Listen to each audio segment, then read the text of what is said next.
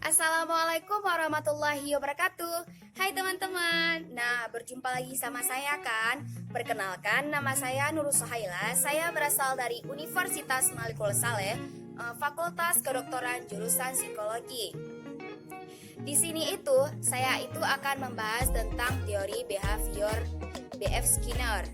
Nah, pada hal tersebut, B.F. Skinner sebagai pelopor behaviorisme menolak semua teori kepribadian. Menurutnya, psikologi belum siap atau belum memiliki data faktual yang cukup untuk membangun teori kepribadian yang mencakup segala hal.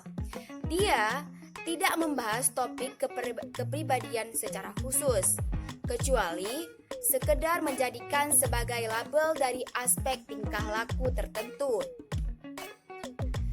Skinner berbeda dengan pakar kepribadian pada umumnya. Ada 3 hal. Yang pertama Skinner menolak analisis kehidupan internal semacam insting, motif, driver, dan aktualisasi diri, superioritas, keamanan, dan secara ekstrim berpendapat psikologi harus membatasi diri hanya menangani data yang dapat diobservasi. Yang kedua, Skinner tidak tertarik dengan perbedaan individual secara traits, lifestyle, ego, dan self. Yang ketiga, psikologi kepribadian berkembang teorinya berdasarkan analisis terhadap orang abnormal. Struktur kepribadian. Ada 2 klarifikasi tingkah laku menurut pandangan Skinner. Yang pertama tingkah laku responden, respon yang dihasilkan organisme untuk menjawab stimulus yang secara spesifik berhubungan dengan respon itu. Yang kedua, tingkah laku operan. Respon dimunculkan organisme tanpa adanya stimulus spesifik yang langsung memaksa terjadi respon itu. Dinamika kepribadian. Yang pertama ada pengondisian terbagi menjadi 2, yaitu klasik dan operan. Yang kedua, pembentukan. Yang ketiga, penguatan itu terbagi menjadi 2, ada yang positif, ada yang negatif. Dan yang keempat, hukuman.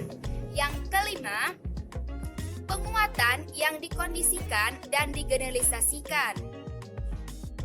Yang keenam, ada jadwal penguatan terbagi juga menjadi yang pertama rasio tetap, rasio bervariasi, interval tetap, interval bervariasi. Yang ketujuh ada kepunahan. Yang kedelapan ada generalisasi dan diskriminasi. Yang kesembilan, tingkah laku kontrol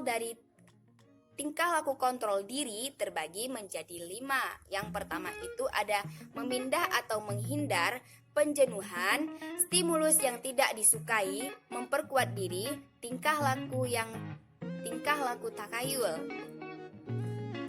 Perkembangan kepribadian. Konsep perkembangan kepribadian dalam pengertian menuju kemasakan, realisasi diri, transendensi, dan unitas kepribadian tidak diterima Skinner. Memang ada kemasakan fisik yang membuat orang menjadi berubah, lebih peka dalam menerima stimulus, dan tangkap dalam merespon.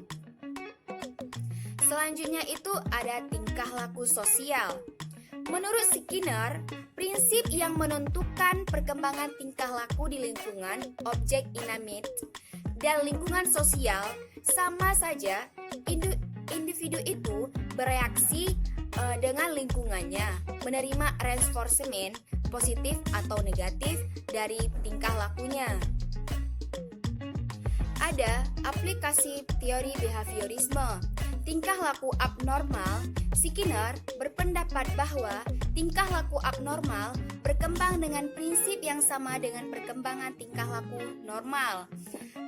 Kegagalan belajar itu dapat berupa yang pertama, kekurangan tingkah laku, yang kedua, kesalahan penguatan, yang ketiga, kesalahan memahami stimulus. Modifikasi tingkah laku.